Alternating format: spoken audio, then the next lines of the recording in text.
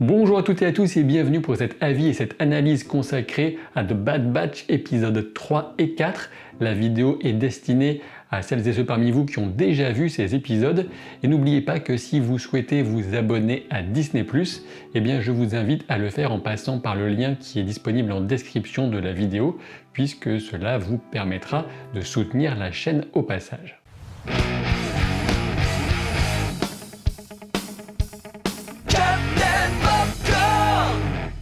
Dans l'ensemble, pour commencer, je dirais que j'ai plutôt apprécié avec quelques réserves l'épisode 3, alors que pour le 4, je me suis presque ennuyé malheureusement. Je ne reviens que rapidement sur le visuel de cette série d'animation qui reste extrêmement plaisant.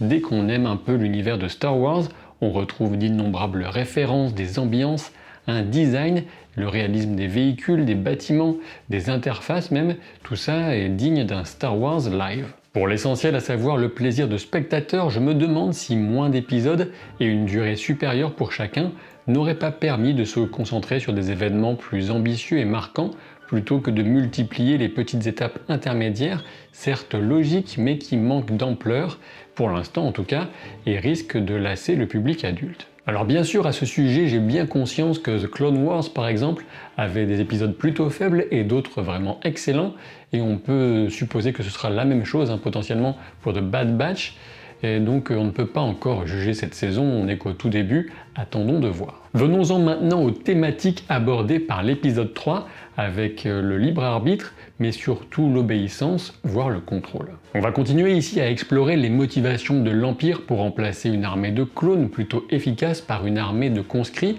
avec l'idée notamment d'obéissance, mais aussi de réduction des coûts, et on verra quel rôle sera celui de l'amiral Rampart, puisque Tarkin lui a confié la mission de veiller à cet éventuel remplacement. Ce sont les aspects les plus durs de cet épisode qui m'ont le plus intéressé, avec notamment la chute de Crosshair, qui va perdre peu à peu son humanité, alors qu'il va appliquer des directives, des ordres de plus en plus terribles. Le moins qu'on puisse dire, c'est que la cruauté de l'exécution des quelques malheureux était marquante, surtout pour une série qui est aussi, rappelons-nous, destinée aux plus jeunes.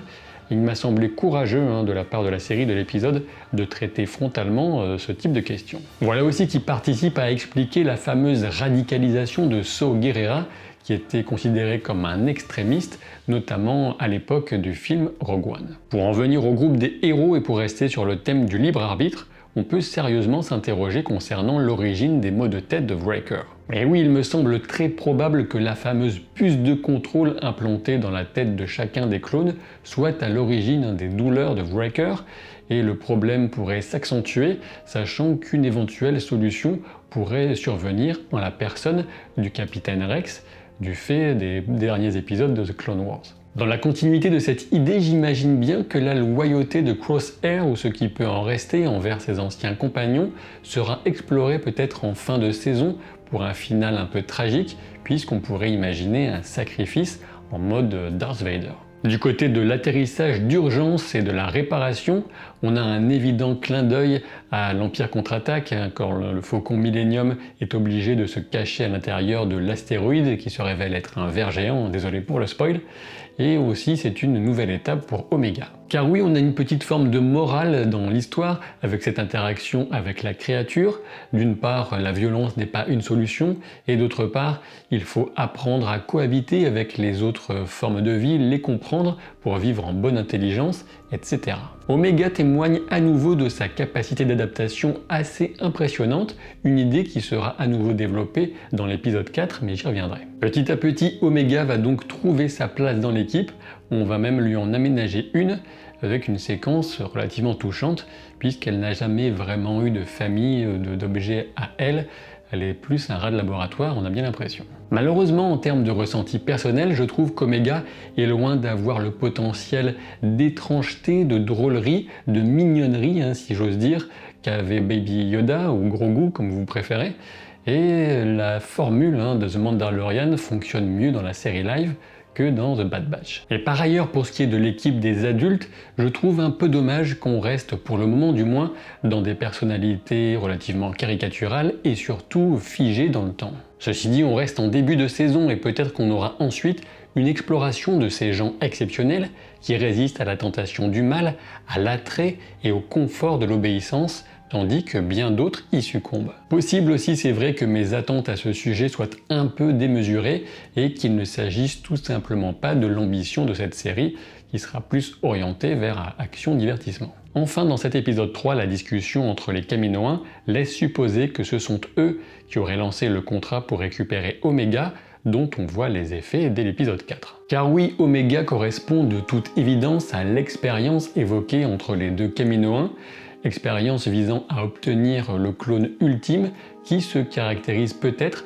par une faculté d'adaptation, d'apprentissage, de mimétisme hors norme. Passons maintenant à l'épisode 4 qui multiplie les rappels à l'ambiance aussi bien visuelle que sonore de la fameuse poursuite dans la ville dans Star Wars épisode 2, l'attaque des clones. Et l'équipe fait donc l'apprentissage de nouvelles contraintes puisqu'ils étaient habitués à la vie de soldats logés, nourris et blanchis par la République. Ils découvrent ainsi que la liberté a un coût alors que la servitude peut être confortable, comme le soulignait le conscrit de l'épisode 3 et comme on le constate encore avec les vivas de la population face au discours de l'hologramme Rempart. On aura pourtant des signes avant-coureurs de ce que l'Empire pourra mettre en place en termes de contrôle des populations avec ce que Tech parvient à faire grâce au réseau de caméras disponibles dans la ville.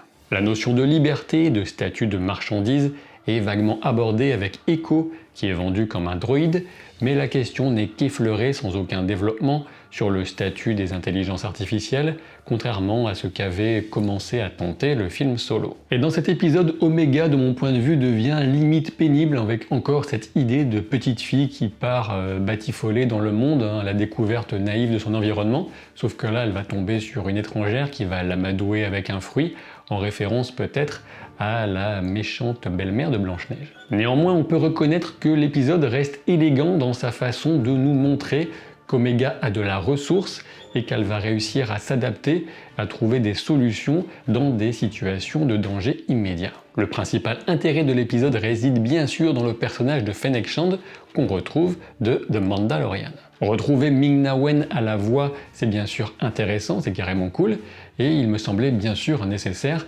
de réétablir ce personnage en tant qu'une véritable badass. En revanche, la méthode pour le faire ne m'a pas toujours convaincu, surtout lorsqu'elle s'appliquait au détriment de Hunter et surtout de Wrecker.